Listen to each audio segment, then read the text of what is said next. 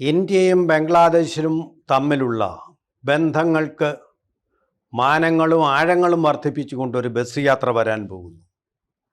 അതായത് ഇന്ത്യയിലെ അഗർത്തലയെ കൊൽക്കത്തയുമായി ബന്ധിപ്പിച്ച് അവിടെ നിന്ന് ധാക്കയിലേക്ക് പോകുന്ന ഒരു ബസ് സർവീസ്. അത് മുമ്പ് തന്നെ ഉണ്ടായിരുന്നു.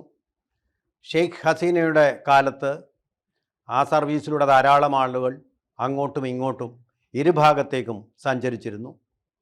പക്ഷേ മുഹമ്മദ് യൂനുസ് വന്നതോടുകൂടി ആ സർവീസ് ഛിന്ന ഭിന്നമായി. സുരക്ഷാ പ്രശ്നങ്ങളാൽ ബസ് യാത്ര വേണ്ടതെന്ന് വെച്ചു. പക്ഷേ ഇപ്പോഴും ആ ബസ് ഓടിക്കൊണ്ടിരിക്കുകയാണ്. ഈ സ്ഥലങ്ങളെ ബന്ധിപ്പിച്ചുകൊണ്ട്, ഇന്ത്യയെയും ബംഗ്ലാദേശിനെയും ബന്ധിപ്പിച്ചുകൊണ്ട്, ബന്ധങ്ങൾ ഊഷ്മളമാക്കിക്കൊണ്ട് യാത്ര തുടരുകയാണ്. പക്ഷേ ഇത് ട്രയൽ റണ്ണാണ്. ഈ ട്രയൽ റൺ വിജയകരമായി പൂർത്തിയാക്കിയാൽ വലിയൊരു അത്ഭുതം സംഭവിക്കാൻ പോകുന്നുണ്ട്. ഇന്ത്യൻ പ്രധാനമന്ത്രി നരേന്ദ്രമോദി അഗർത്തലയിൽ നിന്ന് കൽക്കട്ട വഴി ധാക്കയിലെത്തും. ധാക്കയിലെത്തി പുതുതായി സത്യപ്രതിജ്ഞ ചെയ്ത് അധികാരമേറ്റ പ്രധാനമന്ത്രിയെ കണ്ടിട്ട്, അതായത് താരിഖ് റഹ്മാനെ കണ്ടിട്ട് ഇരു രാജ്യങ്ങളും തമ്മിലുള്ള ബന്ധം കൂടുതൽ ഊഷ്മളമാക്കും.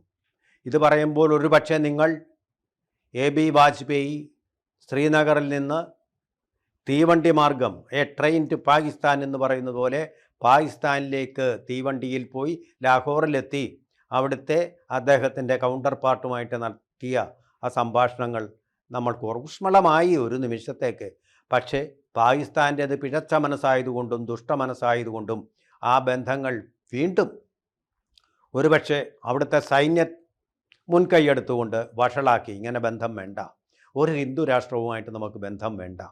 പക്ഷേ അങ്ങനെ കരുതുന്ന ആളല്ല ലണ്ടനിൽ ഏതാണ്ട് 17 വർഷക്കാലം താമസിച്ച പ്രവാസ ജീവിതം നയിച്ച ശേഷം ധാക്കയിലേക്ക് മടങ്ങിയെത്തിയ താരിഖ് റഹ്മാൻ. ഇത് പറയാൻ കാരണം അദ്ദേഹത്തിൻ്റെ പാർട്ടിയായിട്ടുള്ള ബംഗ്ലാദേശ് നാഷണലിസ്റ്റ് പാർട്ടിയുടെ പ്രചാരണത്തിന് ഉപയോഗിച്ചത് യു.പിയിലെ യോഗി ആദിത്യനാഥ് അവിടെ നടത്തുന്ന ക്ഷേമ പ്രവർത്തനങ്ങളും അതുപോലെ തന്നെ പ്രധാനമന്ത്രി നരേന്ദ്രമോദിയുടെ നേതൃത്വത്തിൽ നടക്കുന്ന ക്ഷേമ പ്രവർത്തനങ്ങളും തൻ്റെ പ്രകടന പത്രികയിൽ ജനങ്ങൾക്ക് മുമ്പാകെ സമർപ്പിച്ചുകൊണ്ട് ഒരു മടിയും കൂടാതെ. അപ്പോൾ ഇന്ത്യയോട് അദ്ദേഹത്തിന് പ്രത്യേകിച്ച് ഒരു ഹിന്ദു ഭൂരിപക്ഷ രാഷ്ട്രമാണെന്നുള്ള യാതൊരു വൈരാഗ്യവുമില്ല. പ്രത്യേകിച്ച് ലണ്ടൻ പോലൊരു കോസ്മോപൊളിറ്റൻ പ്രദേശത്ത് താമസിച്ചതിൻ്റെ ഫലമായിട്ടുണ്ടായിട്ടുള്ള വിശാലമായ മനസ്സോടുകൂടിയാണ് വന്നത്. ആ വിശാലമായ മനസ്സോടുകൂടിയാണ് യാഥാസ്ഥിതികവും സങ്കുചിതവും റാഡിക്കലും ഇസ്ലാമിസ്റ്റും പൊളിറ്റിക്കലുമായിട്ടുള്ള മൈൻഡുള്ള അവിടുത്തെ ജമാഅത്തെ ഇസ്ലാമിയെ മുട്ടുകുത്തിച്ചുകൊണ്ട് വൻ ഭൂരിപക്ഷത്തോടുകൂടി പാർലമെൻറ്റിലേക്ക് തിരഞ്ഞെടുക്കപ്പെട്ടത്. എന്ന് മാത്രമല്ല, അവിടെ മുഹമ്മദ് യൂനുസ് ഒരു ഹിതപരിശോധനയ്ക്ക് വേണ്ടിയിട്ട് ഉള്ള ഒരു ബാലറ്റ് കൂടി നൽകിയിരുന്നു. അതുപ്രകാരമുള്ള സത്യപ്രതിജ്ഞ ലംഘിക്കുക വഴി മുഹമ്മദ് യൂനുസിനെ അടിച്ചു നിരപ്പാക്കി തകർത്തു കൊടുക്കുകയും ചെയ്തു. നിങ്ങളുടെ പോളിസി ഞങ്ങൾ സ്വീകരിക്കുന്നില്ല, ഞങ്ങൾക്ക് ഞങ്ങളുടെ പോളിസി എന്ന് നിതരാം വ്യക്തമാക്കുകയും ചെയ്തു. അങ്ങനെയുള്ള ഒരു ഇക്കോ സിസ്റ്റത്തിലേക്കാണിപ്പോൾ പ്രധാനമന്ത്രി നരേന്ദ്രമോദിക്ക് സഞ്ചരിക്കാൻ പാകത്തിനൊരു ബസ് അഗർത്തലയിൽ നിന്ന് കൽക്കട്ട വഴി ധാക്കയിലേക്ക് പോകുന്നത്. ഈ യാത്ര വളരെ ലോക രാഷ്ട്രങ്ങളെ എല്ലാം ഞെട്ടിക്കുന്നതായിരിക്കും, ഒരുപക്ഷെ അവരെല്ലാം അത്ഭുതപ്പെടുത്തുന്നതായിരിക്കും. ഇന്ത്യയും ബംഗ്ലാദേശും തമ്മിലുള്ള ബന്ധത്തിന് ഒരു പുതുയുഗ പിറവി കുറിക്കുന്നതുമായിരിക്കും. നേരത്തെ പറഞ്ഞ കാരണങ്ങളാൽ തന്നെ ബംഗ്ലാദേശിന് ഇന്ത്യയോട് വലിയ ദേഷ്യമൊന്നുമില്ല എന്നതിൻ്റെ ഉദാഹരണമാണ് ജമാഅത്തെ ഇസ്ലാമി അവിടെ വിജയിക്കായിരുന്നത്. അവരെ മതസൗഹാർദ്ദം ആഗ്രഹിക്കുന്നുണ്ട് ആ രാഷ്ട്രം, ഇന്ത്യയുടെ പാരമ്പര്യം കാത്തുപോരുന്നുണ്ട് ആ രാഷ്ട്രം എന്നതിൻ്റെ മികച്ച ഉദാഹരണമാണ് വമ്പിച്ച ഭൂരിപക്ഷം BNP നേടിയത്. അതുപോലെ തന്നെ ഇപ്പോഴും അവർക്ക് തെരഞ്ഞെടുപ്പിൽ അനുവാദം കിട്ടിയില്ലെങ്കിലും ഷെയ്ഖ് ഹസീനയുടെ പാർട്ടിയും അവിടെ തീർച്ചയായിട്ടും അവാമി ലീഗ് എന്നാണ് അതിൻ്റെ പേര്, അതിന് വളരെയധികം ശക്തിയുണ്ട് എന്നുള്ളതും ഈ തെരഞ്ഞെടുപ്പിലൂടെ തെളിഞ്ഞിരിക്കുകയാണ്. അതുകൊണ്ട് തന്നെയാണ് ജമാഅത്തെ ഇസ്ലാമിയെ പരാജയപ്പെടുത്താൻ BNPക്ക് വളരെ പെട്ടെന്ന് തന്നെ കഴിഞ്ഞിട്ടുള്ളത്. ഈ ഒരു ബസ് യാത്രയിലൂടെ നമ്മുടെ രാജ്യത്തിൻ്റെ പ്രധാനമന്ത്രി അവിടെ സന്ദർശിക്കുന്നതോടുകൂടി തന്നെ ഒരുപക്ഷെ അതേ ബസ്സിലോ അല്ലെങ്കിൽ മറ്റൊരു വിമാനമാർഗത്തിലോ സഞ്ചരിക്കുന്നത് ഈ അവിടുത്തെ പ്രധാനമന്ത്രിയായിട്ടുള്ള നമ്മുടെ താരിഖ് റഹ്മാൻ ആയിരിക്കും.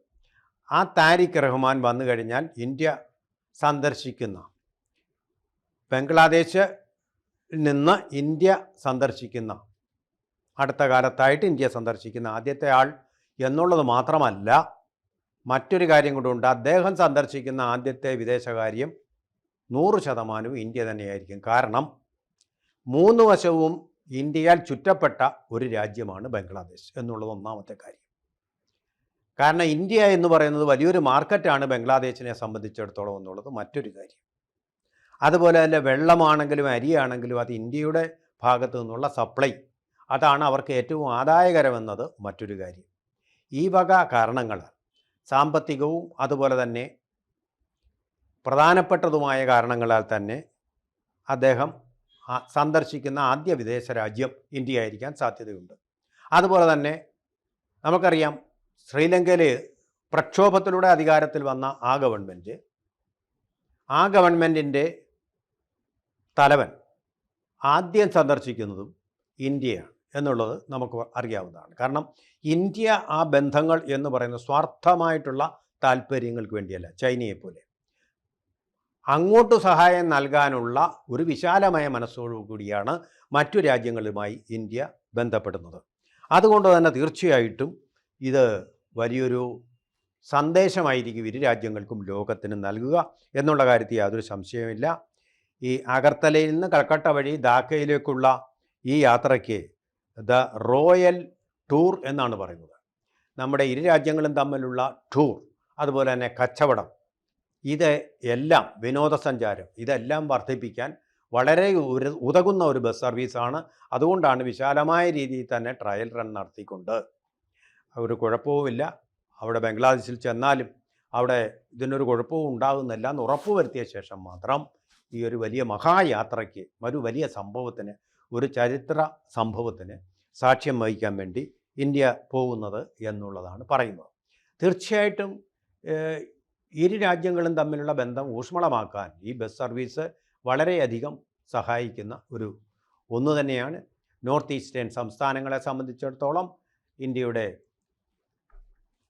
7 സിസ്റ്റേഴ്സ് എന്ന് പറയുന്ന, സപ്തലക്ഷ്മി എന്ന് പറയുന്ന, സപ്തലക്ഷ്മി എന്ന് നരേന്ദ്രമോദി വിശേഷിപ്പിക്കുന്ന ഈ സംസ്ഥാനങ്ങൾക്ക് കൂടുതൽ ഉത്കർഷമുണ്ടാവാൻ, ഉയർച്ചയുണ്ടാവാൻ, സാമ്പത്തിക നേട്ടമുണ്ടാക്കാൻ ഒക്കെ സഹായിക്കുന്ന ഒന്നാണ്. അതുപോലെ തന്നെ ബംഗ്ലാദേശുമായിട്ട് വളരെ പ്രധാനപ്പെട്ട വിഷയങ്ങൾ ഇന്ത്യക്ക് ചർച്ച ചെയ്യാൻ ഉണ്ട്. അതിൽ ഒന്ന് ട്രേഡാണ്, മറ്റൊന്ന് ബോർഡറാണ്. അതുപോലെ തന്നെ ഇതിൽ ഏറ്റവും പ്രധാനപ്പെട്ട കാര്യം ഈ കണക്ഷൻസാണ്. ഇരു രാജ്യങ്ങളും തമ്മിലുള്ള കണക്ഷൻസിനെ കുറിച്ചുള്ള വിശാലമായിട്ടുള്ള ചർച്ചകൾ നടത്തേണ്ടതായിട്ടുണ്ട്. അതുകൊണ്ട് തന്നെ ഈ ചർച്ചകൾ എല്ലാം നടക്കേണ്ടത് ബംഗ്ലാദേശിൻ്റെയും ഇന്ത്യയുടെയും ഉയർച്ചയ്ക്ക് വളരെ ആവശ്യമായിട്ടുള്ള കാര്യങ്ങൾ ആയതുകൊണ്ട് തീർച്ചയായിട്ടും ഇതുവഴി ഒരു ഉന്നത തലത്തിലുള്ള ഒരു യാത്ര ഉടൻ തന്നെ ഉണ്ടാകും എന്നുള്ളതാണ് രാഷ്ട്രീയ വൃത്തങ്ങളും നയതന്ത്ര വൃത്തങ്ങളും കരുതുന്നത്. കൂടുതൽ വാർത്തകളും വിശേഷങ്ങളും നിങ്ങളിലേക്ക് എത്താൻ ABC മലയാളം സബ്സ്ക്രൈബ് ചെയ്യുക, ബെൽ ബട്ടണും അമർത്തുക.